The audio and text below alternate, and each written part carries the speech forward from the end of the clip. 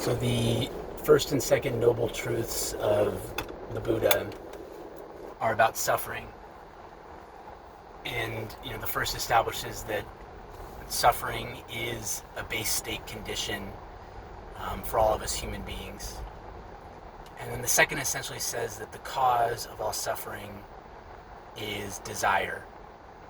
And I know I'm not a Pali scholar by any stretch of the imagination, but I've heard it said that that word for desire, I believe it's dukkha, can also mean dissatisfaction, things like that.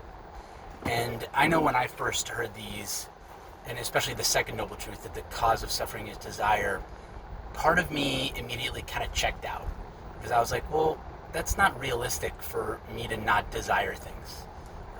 Does anybody, even the most highly achieved Buddhist scholar and practitioner, not have desire? And, in hindsight, obviously that was to some extent my mind and my conditioned body not wanting to go down that path for recognition that it was potentially going to break the addictions on which my false self stands. But I think it was also a bit of a sense of how daunting and perhaps even unrealistic that prospect is. And so I want to just present a different framing and outlook on it, a different way to approach that second noble truth that may make it more accessible and make it easier to kind of get in and penetrate it in a way that can yield practical benefits. And I don't think this is an original idea by any means. It's just something that I find helpful for me. So it's essentially that the cause of suffering is desire, but the reason we suffer is not that desires arise in us. It's that when the desires arise, we treat them differently than we treat the other arisings in our field of awareness, right? So, for example, I'm sitting in a chair in my backyard, and simultaneously a sparrow flies across my field of vision, and an urge arises inside to have a beer, for example. And what's kind of wild about this is my body and my mind will treat that craving for the beer significantly differently than it will treat the input of the sparrow coming across my field of vision, right? The sparrow will come across my field of vision. Maybe I have an association with it. Maybe I have a moment where I appreciate its beauty. But by and large, just like the sparrow comes and goes through my field of vision, my internal reactions and thoughts about it go just about as quickly. But when those cravings arise, it tends to kind of create a mushrooming effect, a cascading effect of causes and effects within me. So the beer craving arises, and I may get a counter reaction to it, saying, no, we're not supposed to have it, that's unhealthy. Or no, you shouldn't do that. We told ourselves we wouldn't drink so much beer, right? So this internal conversation about discipline and refraining. There can be then all kinds of other reactions too. We hold on to it and then we resent ourselves for not following it. We ask questions, why am I craving this beer? What does that mean? Or just the thought itself will come, will go, and will come again. And again, I think I don't know if it's limbic cycles, but there's cycles within us that tend to bring these around kind of like a merry-go-round. And if you don't fixate on it the first time through, 8 seconds pass, 12 seconds pass, 20 seconds pass, the desire comes again. And then now on the second go-around, we may really start having questions. Okay, why did this desire for beer come around a second time? Does this mean I really should have it? Does this mean I really shouldn't have it? Is it testing me, right? All these internal games and dramas we create around our internal desires and our arisings. What I believe the Buddha is teaching, at least maybe on the initial introductory level, is to begin recognizing that your desires arise in your field of awareness just like all those other things do. Just like the sparrow does, just like a little mysterious pain in your foot that comes and goes, just like a cloud that's in the sky, right? Just like a smell that comes into your view.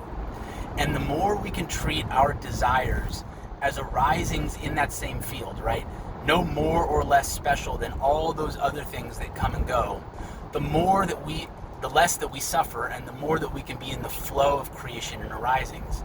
Because what I think we begin to notice is the reason we suffer is that arising comes up for the desire for the beer. I'm caught up in my internal game in it. What I don't appreciate is, even if I think I'm doing myself a good thing by talking myself out of having the beer, for example, I'm now caught up in my own little game. And while I'm doing that, right, my energy is looping around it, my thoughts are looping around it, my attention is looping around it. I'm no longer free and available to respond to my environment, right? So if a loved one now comes in and asks me a question, when the sparrow was there and I was just focusing on the sparrow, that person's question didn't feel like an interruption. Why? Because I wasn't attached to the sparrows arising and leaving. But because I'm caught up in my little game about whether I should have this beer or not, what that means, all that silliness, now I'm fixated on it, now I'm attached, and so the experience of that other person coming in feels like an interruption, and my going to engage with that person feels like a disengagement from something else, right? That internal drama. Looking at it objectively, of course I want to attend to my loved one more than I want to attend to my silly little inner morality game. But I haven't really given myself that choice, have I? Because I've already been caught up in the drama of my internal arising of my desire, I'm now less free and less available to respond resourcefully and receptively to the other person that comes up, right? And so now I no longer have the same freedom of choice, right? And freedom of manifestation, freedom of behavior that I want to have. Now I'm entangled in something, and I need to either make an effort to disentangle from it, to engage what's coming up, or worse, double down on my inner engagement, justify that, and actually sometimes push or shoo the other person away.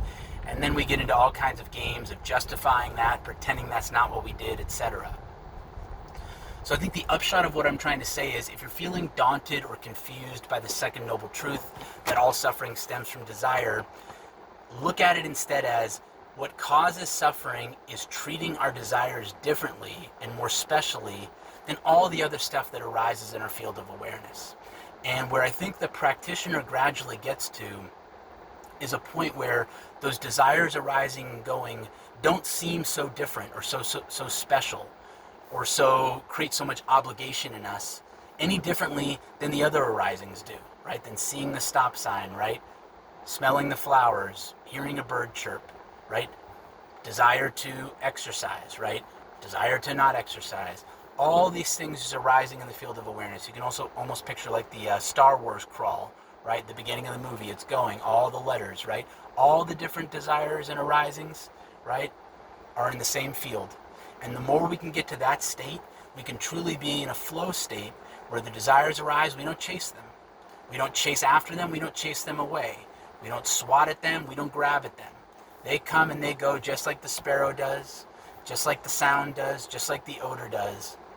And the more we can get in that state, right, now we're no longer a slave to our desires and a slave to our mental drama about resisting or giving into our desires.